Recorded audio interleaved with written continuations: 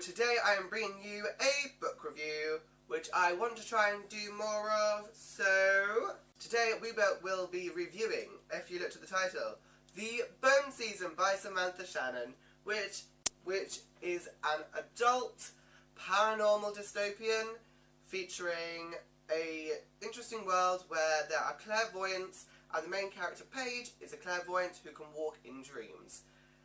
And from there, she is involved in a crime ring, and something happens, and she ends up killing these two guys, and her life will forever be changed after that point.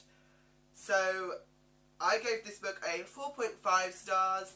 I mean, it's been a long time coming, me reading this book, because I bought this prior to my first BookTube video, which was almost 2 years ago now. So, take that as you will. So, I've had this book on my shelf for 2 years, and I follow Samantha Shannon on Twitter, and I've just kind of had this urge to pick up the book after seeing her tweet about the third book, which is coming out next March. So, I finally picked it up, and like I said, 4.5 stars, thoroughly enjoyed it. This review will try to be spoiler-free, so let's get started. Don't know what I'm doing with my hands. There is a lot in this book that I didn't anticipate, and I think that's a really good way to go into it. I think knowing about the clairvoyance, and that is all you need to know going into this book, because there is so much going on that I didn't expect, and it's just kind of mind-blowing how much world there is in this book. But that is also one of my reasons why I knocked off half a star. The world is so confusing. You really do need to pay attention when you read this book, because there is so many terms you need to try and learn. Yes, there is a glossary at the back of the book, but you can't be turning to that every time they introduce a new word. So you do need to really concentrate when you read this book, which is fine. It is an adult book. It takes that slower pace that YA usually doesn't. But saying that, the action scenes in this, and there are action scenes in it, they are incredible. They're intense, fast-paced. So I think this book is a very good medium between YA and adult. Not exactly new adult. It's much more plot-driven than a lot of new adult, I'd say, possibly. There's a lot of intense stuff happening in this book. The main character, Paige, she is a very fun character. She's very feisty, and she is also, though, where the half star came off, because though she is brilliant, she is incredibly powerful. She doesn't do a lot to break the mould of girl versus government trope you see in dystopia. She is just in the right place at the right time with the right weapons, and she is incredible because she is so powerful. But that is a problem I personally didn't particularly enjoy. She is great as a character, but it's hard to separate her from the trope that she is so evidently representing.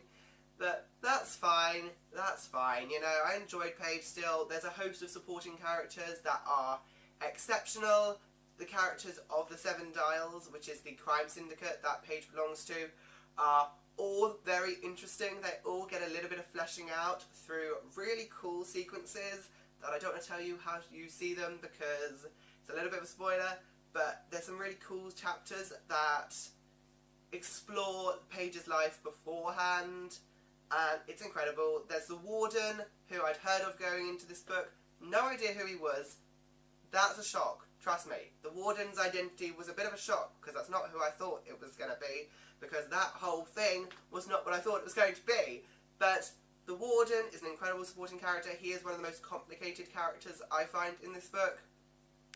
And there is obviously Liz, Julian, and it's really fun. There is a lot of characters that are really fun. They are really quite powerful characters. This whole world is very powerful, I feel. I'm going to touch on something that is not a spoiler, but I don't want to mention names, so it's not given away immediately. But the villain in this book was so evil.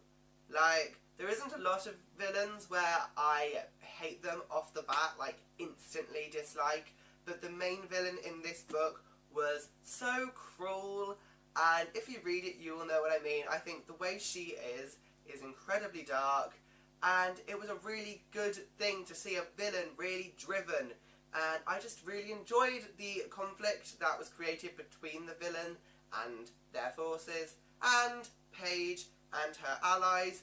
I really enjoyed the conflict. I thought it was really well developed. The writing for the conflict was probably one of the best parts of the whole book.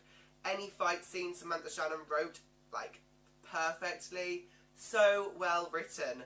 And the whole book is pretty well written. It is her debut novel, and you can't really tell, which is always good. I thought that it wasn't overly flowery, it wasn't a ridiculously exposition-filled book.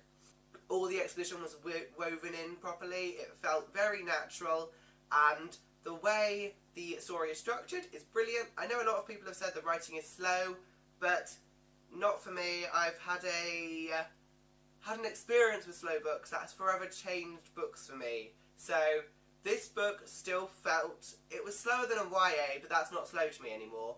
But yeah, the writing did a very good job of building the world and explaining the characters. Though, like I said, it is like a must. You do need to try and get your head around this world. And I'll admit, by the end my head felt like it was going to explode because so much happens. So much. My poor little head was struggling a bit. But that's nothing to say that I didn't enjoy it. I thoroughly did. The Mime Order is now at the top of my wish list because it was such a good book. It was such a good book. It just had those two little flaws, but for those two flaws, I'm trying to be stricter with my ratings nowadays because I do end up giving 5 stars like nobody's business. So a 4.5 stars I think is a very accurate review for this, and I really liked it. So yeah. I hope you enjoyed this review. I'm going to try and do more reviews because I really want to get into reviewing. I always write reviews on my Goodreads, and occasionally I remember to post them on my blog. But please do add me on Goodreads. I love Goodreads. It's where I post all my reviews. I always do status updates when I'm reading. So, I hope you enjoyed this video. I will have another one up soon. So, goodbye.